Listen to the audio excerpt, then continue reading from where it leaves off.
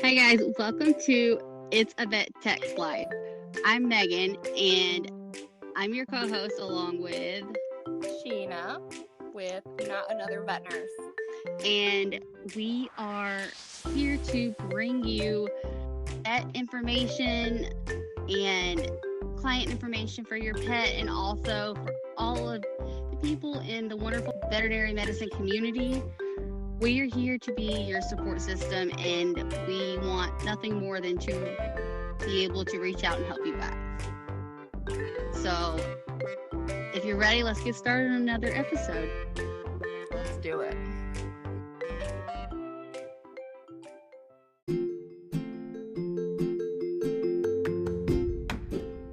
A big thank you to all of you guys who have reached out to Sheena through Instagram on her handle at Not Another Vet Nurse. And you can also reach out to me at Megs, MEGGS_NOEL. So Megs_Noel or Megan Noel Podcast. And give us content ideas, tell us what you want to hear, and be a part of the journey. Or if you want your voice heard on the podcast, you can go to anchor.fm/It's a Vet Text Live and leave us a voice message, and we can play your audio on our episode, and from there we can answer all of your questions. Thank you guys so much for interacting so far, and we really encourage you all to interact even more so.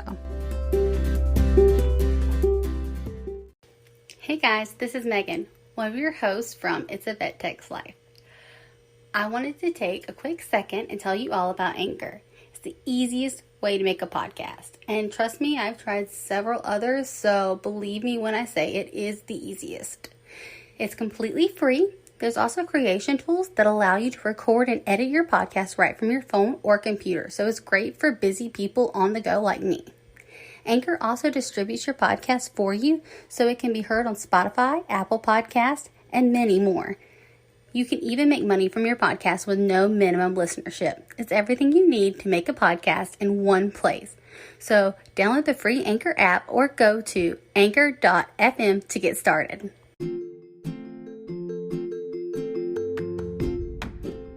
All right, today is going to be fun. Yes it is. Everybody knows WebMD and their glorious symptom checker that will tell you if you sneeze too many times, you are going to die of cancer in 5 days flat and need to start writing your will. Well, there is a pet version. Yes, there is. You heard me correctly. It is PetMD.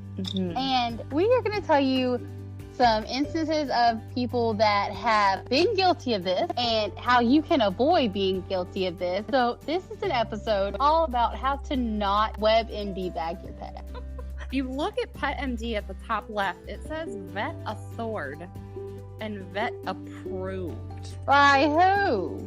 I don't know. I want to know who is on here checking this and making sure that these are all accurate. This is all accurate information. I don't know, but I just got a pop-up that said, can I give my dog Benadryl? And if so, how much? Oh no. My doctor at my clinic would freak out. So would mine. Like, that's very highly regulated with us. Yeah. Let's see. You said there's a cat and a dog symptom checker. They also have pet medication page. And they don't even have gabapentin on here. Oh, jeez.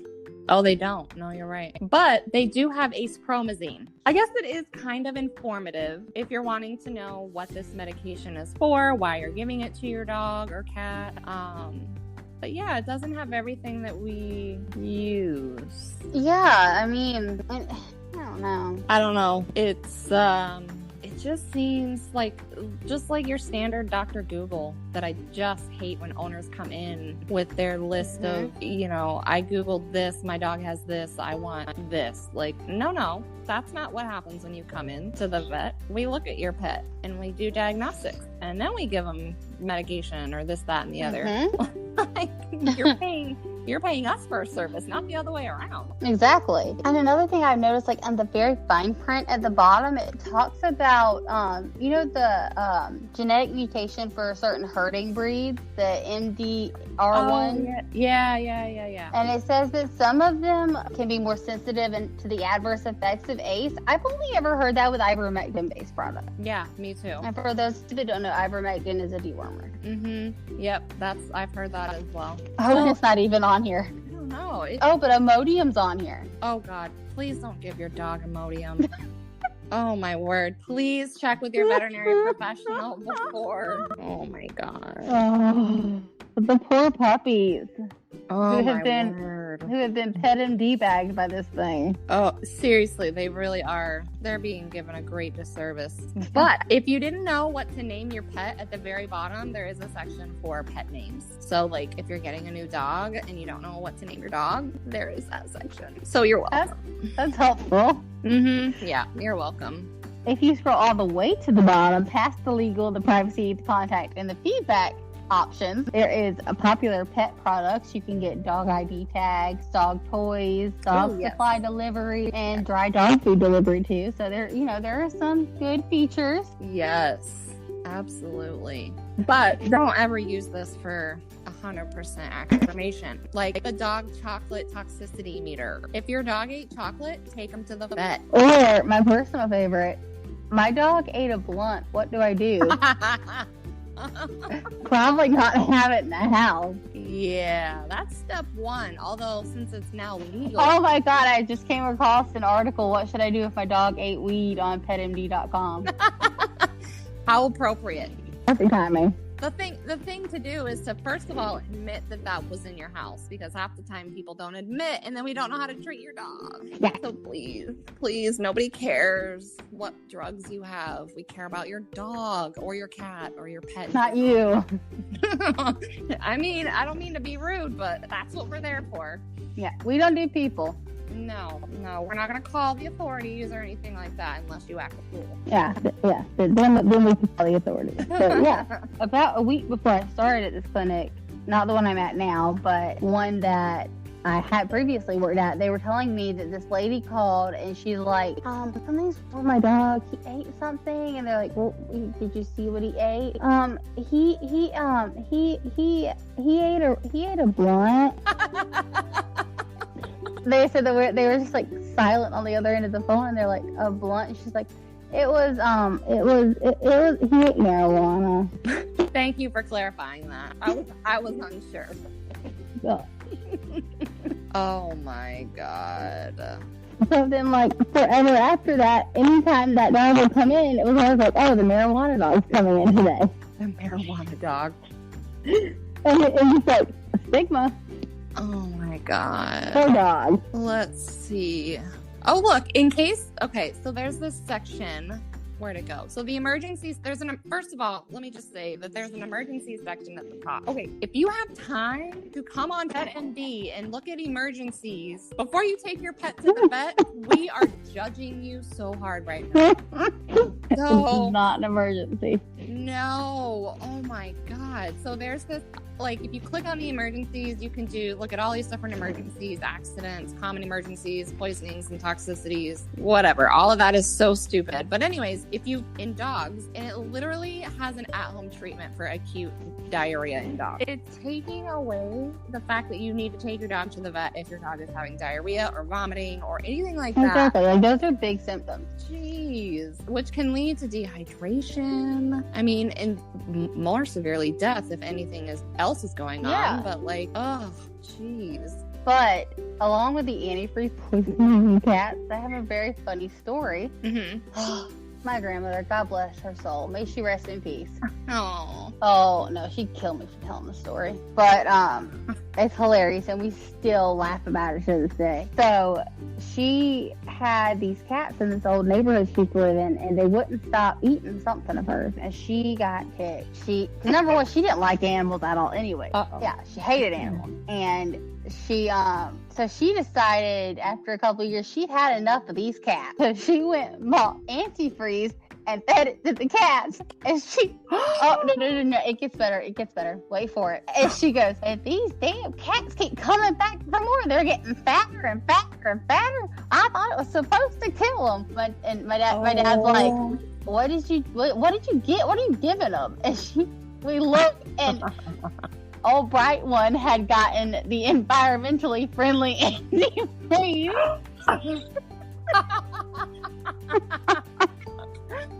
Oh, dang. She couldn't even kill the cat. I was like, only you would try to kill a cat and actually not be able to. And not be successful. Oh, that's hysterical. I didn't even know there was environmentally friendly antifreeze. Neither did she. I mean, she was pissed. Yeah, she was. Best I can remember, full-on rant ensued after we figured that one out. Uh-oh. Did she buy the non-environmentally friendly and kill them all? No, I'm pretty sure she just cussed and threw the thing down. Oh, okay. All right. Well, those cats really laughed at her, that's for sure. We had a good laugh. We picked on her fat for years. We're like, yeah, if you want to get rid of an animal, just go to grandma. She'll make it fat and have it come back for more. Oh my God, that's hysterical. Yeah. Oh God, that's okay. My grandma was, she had been feeding her dog, grapes as treats for years. Yeah. I was like, those are toxic. Oh my God. So I had to stop her of that. But it's so funny how they either they just don't know, or in your grandma's case, she's really trying hard and she just got the wrong brand. Oh, that's funny. So this emergency section is just increasingly pissing me off because it's got accidents and injuries and common emergencies and poisoning and toxicity. Ugh. But the thing is, though, you never know how much the dog or cat actually ate. No. Or, like, if you have multiple dogs or multiple cats, exactly. You don't know which one. Like, one of these is, like, what to do if my dog has a seizure, which if your dogs have had seizures and you're used to it, then that's fine. You should know what to do. That's a little different, but like, I don't know, sites like these they just make me so mad. Yeah, I mean, I don't like it because then people are going to come in and like, I'm in reception right now, so I hear it a lot. My dog has a yeast infection. Okay, and what led you to believe this? Mm-hmm. Like, well, there's like yellow discharge coming from here and there, and I'm like, all right, well, that's what I'll put on the reason for the appointment. Mm-hmm. Or like, and they're like, my dog's shaking its head a lot. I think it has an ear infection. I'm like, right, possible ear infection. We're not going to diagnose right now. Yeah. Mm-hmm. I mean, it could be so many other things. You can't just come in wanting medication because it's really important to do the diagnostics to treat the pet. To treat the pet appropriately and not just looking up the symptoms on the freaking symptom checker for your dog. Exactly. Like, please, Lord, do not WebMDbag your pet. Like, it's ridiculous, and we're going to tell you to come in every time. What I always used to tell people is if it's important enough for you to call, then bring your damn animal in. Exactly. Otherwise, don't call and don't WebMDbag your dog because we're gonna laugh and we're gonna judge. It's gonna happen. It really is. My personal favorite is when I get phone calls and they're like, well, can the doctor just prescribe the same medicine they did last time? The animal's doing the same thing it did before. Really? Ugh. Number one, if it's doing it again, either A, the medication didn't work first time because it's doing it again, or something else. Or, you know? Yeah. I just, like, I mean, I'm going to sit here and admit that I symptom check myself all the time and I Google stuff for myself all the time. Oh, yeah. I've convinced myself that I was dying at least 5 times in the last couple of years. Yeah. So, I get it. I do that. I do it all the time, and it's kind of embarrassing, and I try not to go in when I go in for an appointment and say, well, I looked up online and I saw that I have this, and you know what I mean. And it just makes you look and feel like just a jackass. Like, I was like anxious and scared one time that the doctor actually asked me had I been on the internet Googling my symptoms. I was like, maybe. He caught you red-handed, girl. He did. I was like, maybe not. I'll never tell. Okay, yeah. I mean, I don't know. So, I mean, I know that it's really easy to do because I've done it for myself. But dogs are so different. Well, dogs and cats animals in general, they're so much different. Their anatomy is different, kind of the same, but different. Mm-hmm. It's just, I don't know. It's a great disservice to just look up online versus either calling your doctor or going in, because that's what we're there for. Most definitely. I think it's crazy that this site has been around for 10 years. And I did not, I mean, I think I've known about it, but I got of it, but I didn't know how. In depth, yet lacking it was at the same time. yeah, I don't know. I mean, I really don't trust a whole lot of things on